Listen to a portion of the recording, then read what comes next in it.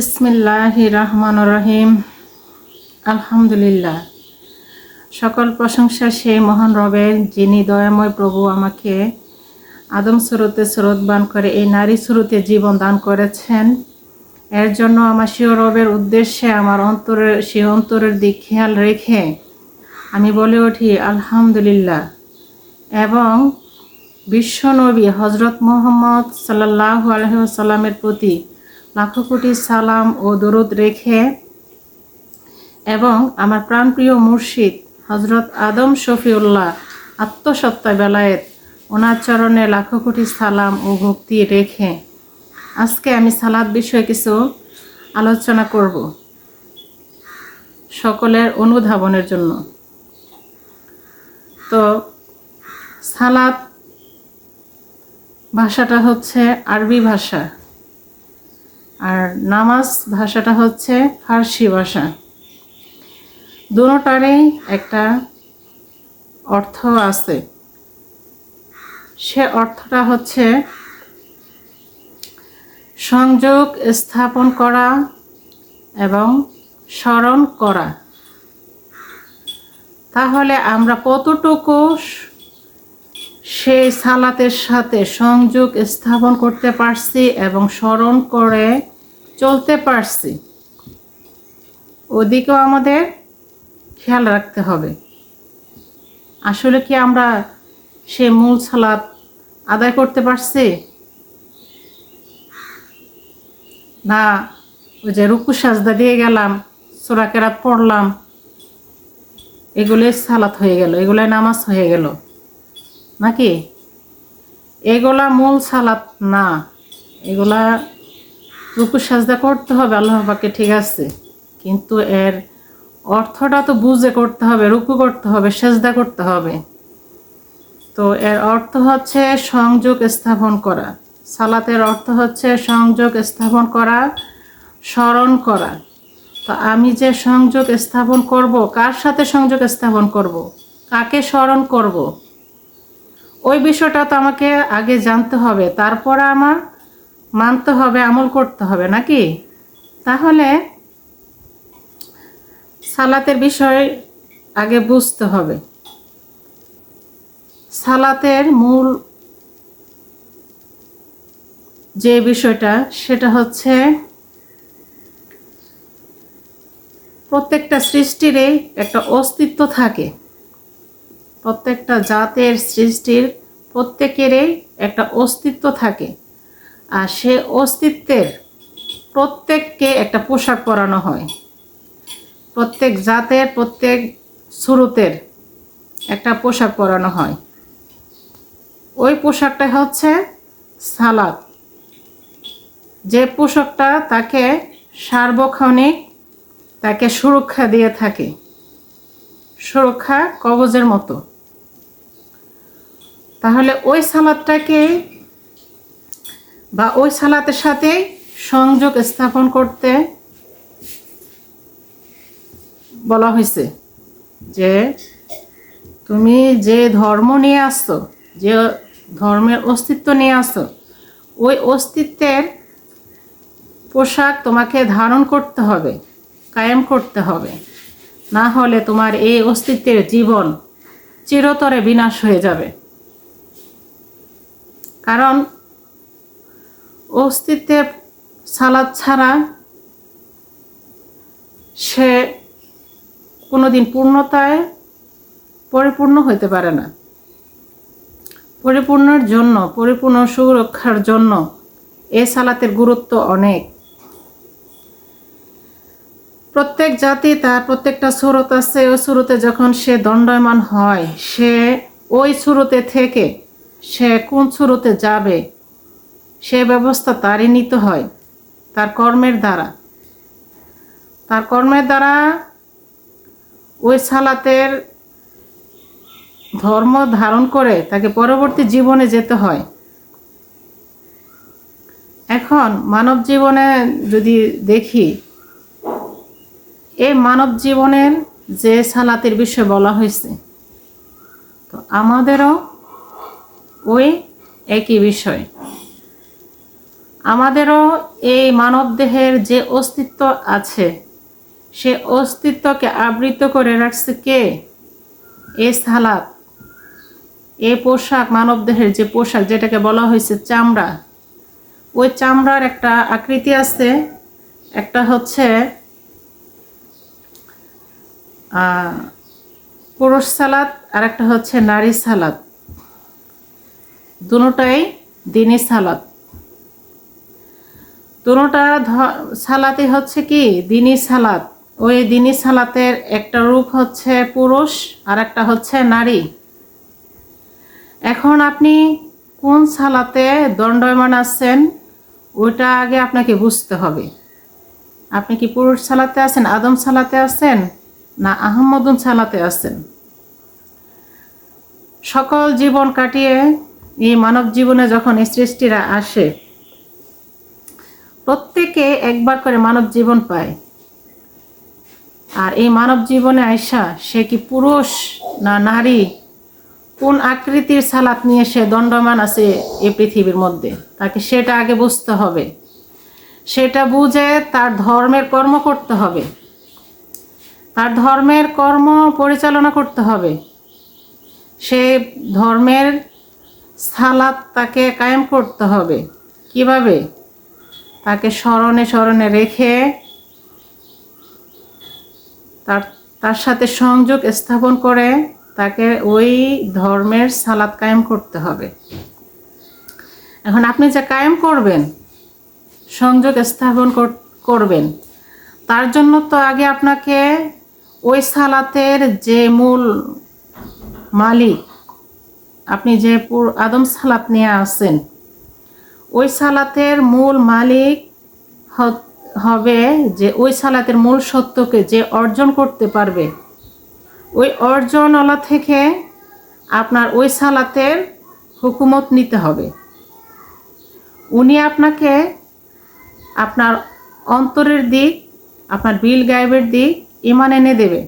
আপনি ওই বিল গায়েবের উপর ইমান আনবেন এবং ওই সত্যধার, ওই আদম সত্য অর্জনকারী প্রথম যে হবে, সে হবে আদম নূর।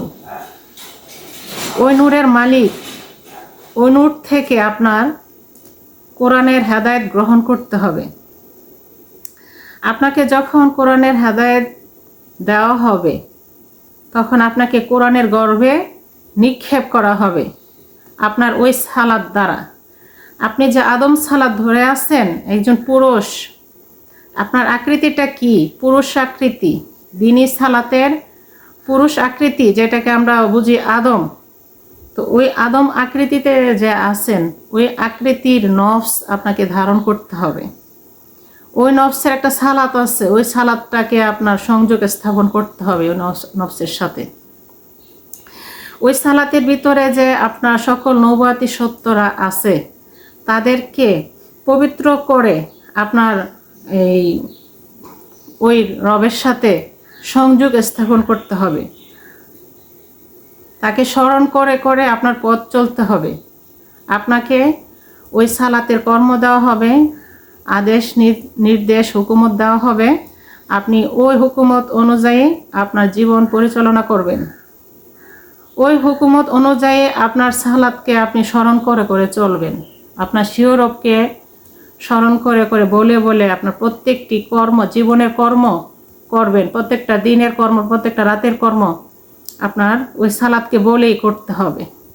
আপনার সালাতের ভিতরে যারা আসছে তাদেরকে পবিত্র রেখে, তাদেরকে পবিত্র ওই সালাতের পবিত্র গুণে গুণায়িত করতে হবে। ওই সালাতের পবিত্র নফসের স্বভাবে তাদেরকে স্বভাবিত করতে হবে।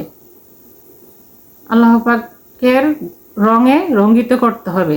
আল্লাহ পাকের রংটা কি? আল্লাহ পাকের রংটা হচ্ছে তার স্বভাব গুণ।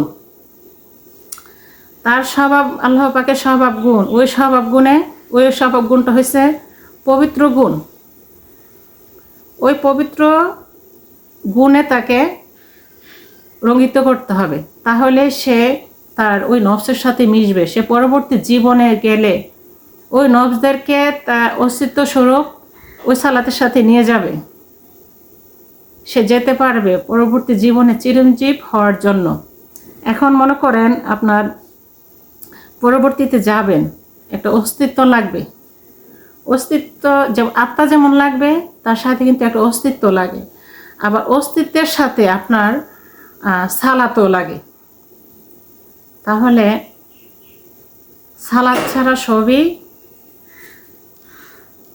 অর্থহীন হয়ে যায়, কারণ সালাদটা না থাকলে ওই অস্তিত্বের যে সৌন্দর্য পরিস্ফুটিতভাবে হয়, ওই জিনিসটা হয় না।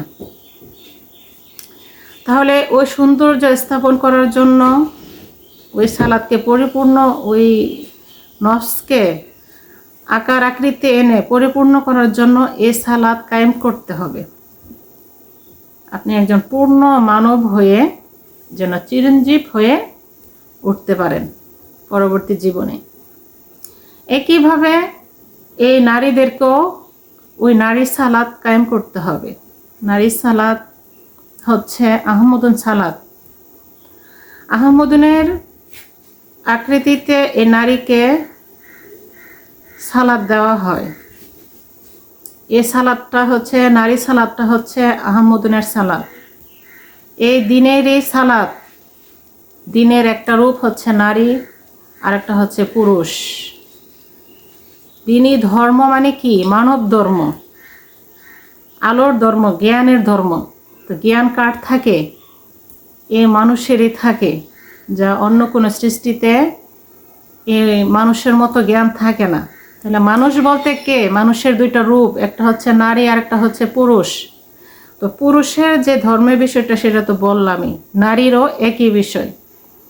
সে যে প্রথম নারীর সত্তা অর্জন করবে, সে তার যে সুরত নিয়ে, যে নারী সুরত নিয়ে এই মানব জীবন কাটাবে, তার ওই সুরতের নফসকে সে ধরে অর্জন করে, ওই যে নফসের আকার আকৃতিকে কায়মিত্ব করে সে নূর অর্জন করবে, সে নারী নূর অর্জন করবে। ওই নারী নূরের যে সালাত, সে সালাত কায়েম করে তাকে পরবর্তী জীবনে যেতে হবে। আর ওই যে নারী সুরতের সালাত কায়েম করবে বা নারীর আত্মা কায়েম করবে, নারী নূর ধারণ করবে, ওই নারী থেকে এই নারী সালাতের হুকুমত নিতে হবে সে তার নারীর সালাত কায়েম করার জন্য। যখন সে তার কোনো ব্যক্তি ওই নারী থেকে নারীর সালাতের হুকুমত নিবে, তখন তাকে ওই সালাতের যে বিষয়বস্তু আছে, হুকুম আহকাম আছে, তাকে সেগুলা বলা হবে যে তোমার কর্ম এগুলা আদেশ নির্দেশ দেওয়া হবে। ওই আদেশ মতো যদি ওই নারী চলে, তাহলে দেখা গেছে কি, ওই যে আল্লাহ পাকের যে নারীর যে গুণ, ওই গুণে গুণায়িত হয়। নারীর যে রং, ওই রঙে রঙ্গিত হয়, রঙ্গিত করে তার অস্তিত্বের সকল নবতী সত্যদেরকে পবিত্র করে। ওই নারী পরম সত্তা, পরম পবিত্র সত্তা, ওই পবিত্র সত্তা রঙে রঙ্গিত করে ওই পবিত্র নারী সত্তার সাথে তাকে মিশাতে হবে।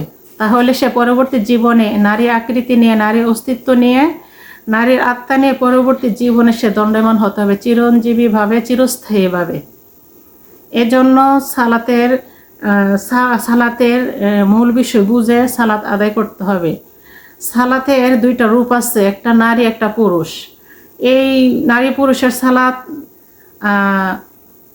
পুরুষদেরকেও এই নারী পুরুষদেরকেও পুরুষের সালাত আদায় করতে হবে, নারীদেরকেও নারীর সালাত আদায় করতে হবে। সালাতের দুইটা রূপ। তো এই রূপের সালাত যদি আদায় না করে, সে কঠিনকালে সে রূপে সে দাঁড়াতে পারবে না। তার মধ্যে সালাতের অস্তিত্ব আছে, ঠিক আছে? অস্তিত্বটা কিন্তু আপনি পুরুষ আকৃতি, ঠিক আছে, পুরুষ আকৃতি আপনার সালাত, এই সালাতের ভিতরে কিন্তু নারীর অস্তিত্ব। আর আপনার যে মূল জীবন, সেটা হচ্ছে আদম জীবন, আদম নফসের জীবন। আর নারী যে তার আকৃতিটা হচ্ছে নারীর সালাত, নারীর যে মূল আত্মা, সেটাও তার মূল জীবন এবং নারীর ভিতরে যে অস্তিত্ব, সেটাও তার এই নারীরই অস্তিত্ব। এই তিনটাই নারীর। আর পুরুষের হচ্ছে শুধু তার জীবন, যেটা বলা হচ্ছে আদম নূর, আদম সত্য বা সূর্য সত্য, এটা হচ্ছে একান্ত ওই আদমের। আর তার সালাদটাও, সালাতের যে আকৃতি, ওইটাও আদম সত্যের সালাত আকৃতি। আর ওই সালাতের ভিতরে যে সত্য আছে, নবুয়তের সত্য বা সৃষ্টির সত্য, সকলেই এই নারীর ভাণ্ডার, নারীর সত্য। তো নারীর সত্য কোনো পুরুষ যদি এই আকৃতি নিয়ে, এই সালাতের আকৃতি নিয়ে পরবর্তী জীবনে যেতে চায়, তাহলে অবশ্যই তার কর্ম তাকে করতে হবে। আর নারী যদি পরবর্তী জীবনে যেতে চায়, অবশ্যই তার সালাতের কর্ম তাকে করতে হবে। তার মধ্যে আরেকটা বিষয় হচ্ছে আপনার এই যে পরবর্তী জীবনে যেতে গেলে কিন্তু উভয়েরই প্রয়োজন, আর ওরা ছাড়া কেউ পার হতে পারবে না। যেমন আদম নফস পরবর্তী জীবনে অস্তিত্ব নিয়ে যেতে গেলে তাকে সে অস্তিত্বের যে মালিক, তার থেকে কিন্তু হুকুমত নিতে হবে। এছাড়া সে ওই অস্তিত্ব নিয়ে দাঁড়াতে পারবে না, কারণ ওই অস্তিত্বের মালিক তাকে কৃপা না করলে সে অস্তিত্ব নিয়ে দাঁড়াতে পারবে না। অস্তিত্ব না থাকলে তো সালাতও থাকবে না। তাহলে তার মূলে আত্মার যেমন প্রয়োজন, আত্মা তো আছেই, কিন্তু অস্তিত্ব নিয়ে দাঁড়াতে গেলে তার ওই সালাতের মালিক থেকে হুকুমত নিতে হবে। তাহলে সে ওই অস্তিত্ব নিয়ে পরবর্তী জীবনে আদম নফসের আদম আকৃতি নিয়ে সে দাঁড়াতে পারবে। আর নারীর সালাত, ঠিক আছে, সে নারী সত্য অর্জনকারী হোক আর যে হোক, তার নারী আকার থাকলেও, নারীর অস্তিত্ব থাকলেও, নারীর মূল জীবন থাকলেও, কিন্তু সে পরবর্তী জীবনে যেতে গেলে আদম হয়ে যেতে হবে, আদমের ভিতর দিয়ে আসতে হবে। ওই জন্য সে তার আদম নফসকেও ধারণ করতে হবে, আদমের কালেমা পড়তে হবে। তাহলে ওই আদম থেকেও হুকুমত নিতে হবে তার, যেটাকে বলা হয়েছে হেদায়েত। ওই আদম নফস অর্জনকারী থেকে হেদায়েত গ্রহণ করতে হবে পরবর্তী জীবনে আদমের ভিতর দিয়ে যেন সে দাঁড়াতে পারে। আর পুরুষরা তারা পরবর্তী জীবনে যেতে গেলে নারীর গর্ব হয়ে যেন, নারীর অস্তিত্ব নিয়ে যেন সে দাঁড়াতে পারে, এই জন্য নারীর হুকুমত নিতে হবে। এছাড়া সালাত কায়েম করা হয় না, সালাতের পূর্ণতা আসে না। অস্তিত্ব ছাড়া সালাত কাকে পড়া হবে? এই সালাত তো অস্তিত্বকে পড়াবে। তাহলে নারীর সালাত তো আছেই, নারীর সালাত আছে, অস্তিত্ব আছে, জীবন আছে, তাকে খরিদ করা জীবন দেওয়া হয়েছে, ওই জীবনটা তারই। এখন তার সব কিছুই আছে। তার প্রয়োজন কি? তার প্রয়োজন হচ্ছে পরবর্তী জীবনে গেলে তার আদমের ভিতর দিয়ে আসতে হবে। মানব জীবনে আদমের ভিতর হয়ে তাকে আসতে হবে। এর জন্য তাকে আদম থেকে হেদায়েত গ্রহণ করতে হবে, আদমের কালেমা তাকে পড়তে হবে। একটা নারীর একটা পুরুষের প্রয়োজন, একটা পুরুষের একটা নারীর প্রয়োজন। দুজনের প্রয়োজন ছাড়া দুজনের পরিপূর্ণতা আসে না। এই জন্য নারীরা কায়েম করবে, পুরুষ সালাত কায়েম করবে, কিন্তু কালেমা, নারীর কালেমা নিবে পুরুষ থেকে, পুরুষ নেবে নারীর থেকে দরুদ। অস্তিত্ব গ্রহণের জন্য দরুদ নেবে পুরুষ, আর নারী নেবে কালেমা, সে যেন পরবর্তী জীবন আদম হয়ে সে দণ্ডায়মান হতে পারে। এজন্য আমাদের সকলেরই প্রয়োজন এই সালাত কায়েম করা। যার যার সালাতের মূল বিষয় বুঝে সালাত আদায় করতে হবে, কায়েম করতে হবে। আমার মালিক আমার মাঝে যে রূপে আছে, যে রূপের আছে, ওই আকৃতিতে আমার বাহিরে পরিস্ফুটিত আছে। আমার ভিতরে আমার মালিক যে রূপে আছে, বাহিরও এ রূপেই। তো ওই রূপটাকে আমার ধারণ করতে হবে, ওই রূপের সালাতকে আমার কায়েম করতে হবে। তাকে বলে বলে আমাকে জীবনে চলতে হবে। তাকে স্মরণ করে করে আমার প্রত্যেকটা কাজকর্ম করতে হবে, ভালো হোক মন্দ হোক যাই হোক, তাকে স্মরণ করে তাকে বলে আমার করতে হবে। তাহলে আমি কি করলাম, মালিকের রশি শক্ত করে মজুত করে ধরে থাকলাম। আর যদি আমি বলে বলে না করি তাহলে আমি রশি থেকে বিচ্ছিন্ন হয়ে গেলাম। তার বিচ্ছিন্ন হয়ে গেলে আমার এই জীবন অন্ধকারে আচ্ছন্ন হয়ে যাবে, কারণ আমি অন্ধকারে নিক্ষেপ হয়ে যাব। রশি যখন ছিঁড়ে পড়ে যাব তখন আমি অন্ধকারই পড়বো, আর রশি মজুত করে ধরে থাকতে পারলে আমি সে মালিকেরই হয়ে থাকব। আর আমি যখন ওই মালিকের হয়ে যাব তখন আমি ওই মালিকের সাথে আমি ওই চিরঞ্জীবী সত্যর সাথে চিরঞ্জীবিত হয়ে থাকতে পারবো। এই জন্য ধর্মের এই সালাত কায়েম করতে হবে প্রত্যেককে। এই দিনী যুগের দিনী ধর্মের সালাত কায়েমের জন্য দিনী মানব গুরুর থেকে হেদায়েত গ্রহণ করতে হবে। দিনী মানব গুরু দিনের দুইটা রূপ আমি বললাম, যে একটা হচ্ছে আদম রূপ আর একটা হচ্ছে আহমদুন রূপ, যেটাকে আমরা জানি মোকারমা বা চন্দ্র। যাই হোক, সবার কিন্তু এই মোকারমা চন্দ্র আহমদুন এ সবার রূপ একটাই, এ নারী। এই নারীর রূপকে, নারী রূপের যে ধর্মদাতা তার থেকে এই হেদায়েতের হুকুমত নিতে হবে। হুকুমত না নিলে কেউ সে অস্তিত্ব নিয়ে দাঁড়াতে পারবে না। তো যাই হোক, অনেক কিছু বললাম, হয়তো বলাতে সময় দেখা যায় কি অনেক সময় ভুল ত্রুটি হয়ে যায়, কথার মধ্যে অনেক সময় দেখা যায় কি অন্য কথাও চলে আসে, মানে খেয়ালটা অন্যরকম হয়ে গেলে কথাবার্তা অন্যরকম হয়ে যায়। এর জন্য আমি সকলের কাছে ক্ষমা প্রার্থী। ভুল হলে ক্ষমা দৃষ্টিতে দেখবেন। তবে সবাইকে আমার পক্ষ থেকে দিনী ধর্মের সালাতের দাওয়াত রইল। সবাই দিনী ধর্মের সালাত কায়েম করতে চাইলে দিনী ধর্মের যে মূল সত্য অর্জনকারী তাদের থেকে হেদায়েত গ্রহণ করেন। হেদায়েত গ্রহণ করে আপনাদের মানব জীবন কায়েমিত্ব করেন, পরবর্তী জীবনে যেন মানব হয়ে উঠতে পারেন। এই মানব জীবনটা হচ্ছে অনেক সাধনার জীবন, অনেক কষ্ট বয়ে এই মানব জীবন আসতে হয়েছে। এই মানব জীবনটা এমনি এমনি হয় নাই। এই মানব জীবনে আসার জন্য অনেক কষ্ট ভোগ করতে হয়েছে, আমাদেরকে অনেক আযাব ভোগ করতে হয়েছে। আযাবের ভিতর দিয়ে এই মানব জীবনে আমরা আসছি। এই মানব জীবনটাকে আমরা হেলায় বৃথায় আমরা অবহেলা করে নষ্ট করব না। আমরা এই মানব জীবনটা যেহেতু পাইছি, এই মানব জীবন থেকে মানব জীবনে যাইতে চাইলে মানব গুরু থেকে হেদায়েত গ্রহণ করতে হবে। হেদায়েত গ্রহণ করে আমার ওই নফসের উপর ইবাদত করে আমার জীবন পরিচালিত করে কায়েমিত্ব করে আমরা যেন যেতে পারি, এটাই আমাদের করতে হবে। এর জন্য সকলকে আবারও দাওয়াত দিচ্ছি, সবাই আসেন, সবাই এসে দিনী ধর্মের হেদায়েত গ্রহণ করেন, নিজের জীবনকে নিজে বাঁচান। এ বলে আজকে আমার বক্তব্যে বা আলোচনা এখানে সমাপ্তি করছি। আসসালামু আলাইকুম ওয়া রাহমাতুল্লাহি ওয়া বারাকাতুহু।